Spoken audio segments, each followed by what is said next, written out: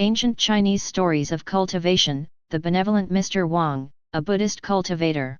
October 15, 2005. Minghui.org. Once upon a time in ancient China, there was a man whose surname was Wang. He was a kind-hearted fellow, enthusiastic in helping people and devoted in Buddhist cultivation practice. He was commonly known as the Benevolent Mr. Wang. One day, the Benevolent Mr. Wang went to a Buddhist monastery and drew a stick from the divination lot in order to find out when he could reach consummation. Then a monk told him, "You must pay your respects to Buddha every day by offering incense to Buddha every day. When you accumulate 9 large cauldrons of ash from the burned incense, you may bring the ash to the west and present the ash to Buddha. Then you will definitely reach consummation." After he returned home, the Benevolent Mr. Wang followed the monk's words and sincerely offered Buddha incense every day. Finally, he accumulated 9 large cauldrons of ash after a few years. Then he bought a donkey for the trip and took off. The donkey carried most of the ash on its back, but the Benevolent Mr. Wang had to carry the rest on his back.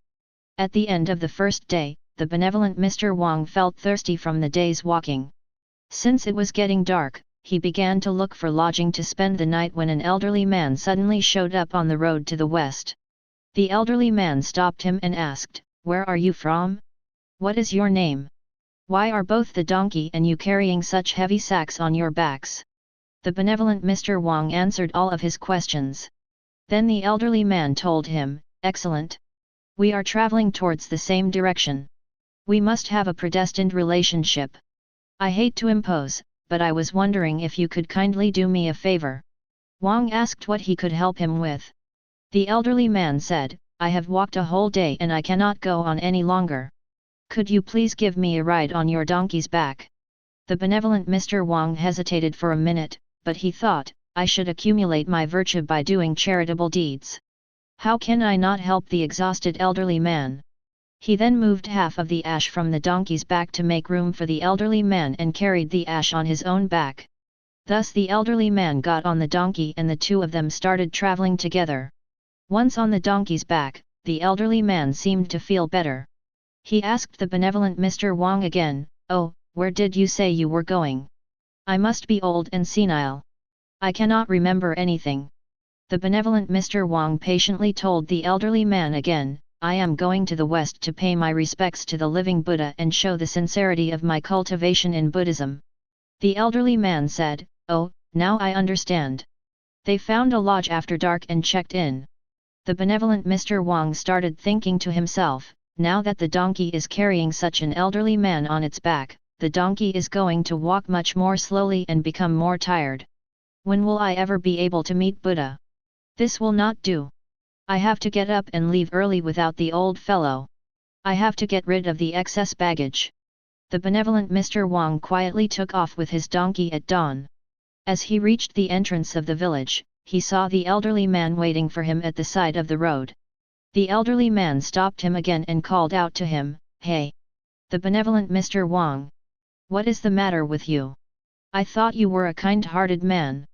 We are predestined to travel together. How can you abandon your traveling partner and take off without even saying goodbye? Fortunately I got up early and caught up with you in time. Come, come. Let me have a ride on your donkey." The Benevolent Mr. Wang could not bring himself to refuse the elderly man, so he had no choice but to move half of the ash from the donkey again and carry it on his back so that the elderly man could ride. On the road the elderly man asked again, "Well, I am such an old fellow. I forget everything. I remembered asking you this question yesterday, but today I completely forget what you told me. Why are you going to the West?" The Benevolent Mr. Wang was running out of patience. He replied curtly, "To meet Buddha."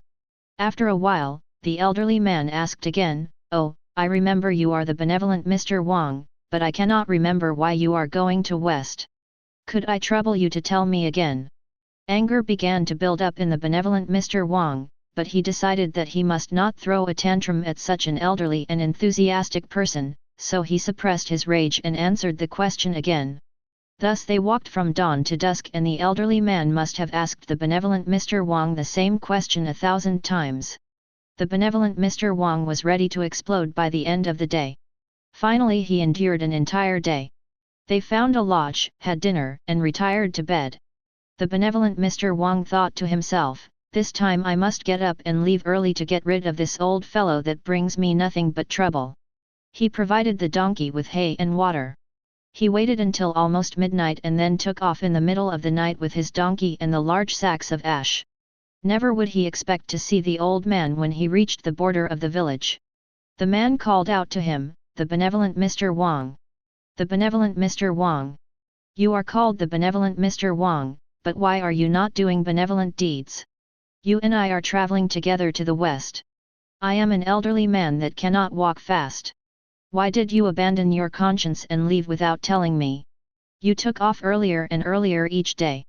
How do you have the heart to abandon me?" The benevolent Mr. Wang had no choice but to suppress his rage and removed half of the ash from the donkey's back again to make room for the elderly man. Within minutes, the elderly man asked again, "The benevolent Mr. Wang, you have been traveling day and night. Where are you going? Why on earth are you in such a hurry?" Upon hearing the repeated question again, the benevolent Mr. Wang finally exploded. "Old man! You have no idea what I have suffered for you. I gave you a ride on my donkey, but I have been walking with a large sack of ash on my back. Do you have an idea how much I have suffered because of you? You do not appreciate what I have done for you. Instead, you asked me the same question over and over again. You are not tired of asking the same question, but I am exhausted from repeating the answer." Then he said something really nasty, "Did a dog eat your conscience?" The elderly man got off the donkey's back with incredible ease. He pointed his finger at the benevolent Mr. Wang and declared, "Go back home. There is no need for you to go to the west. The living Buddha will not accept such a benevolent cultivator that cultivates benevolence in this manner." Upon saying these words, the elderly man levitated. He soared into the sky towards the west and then disappeared. It was not until then that the benevolent Mr. Wang realized that this elderly man was the living Buddha. He collapsed to the ground and started slapping himself. He terribly regretted having missed the opportunity to achieve consummation, but it was too late.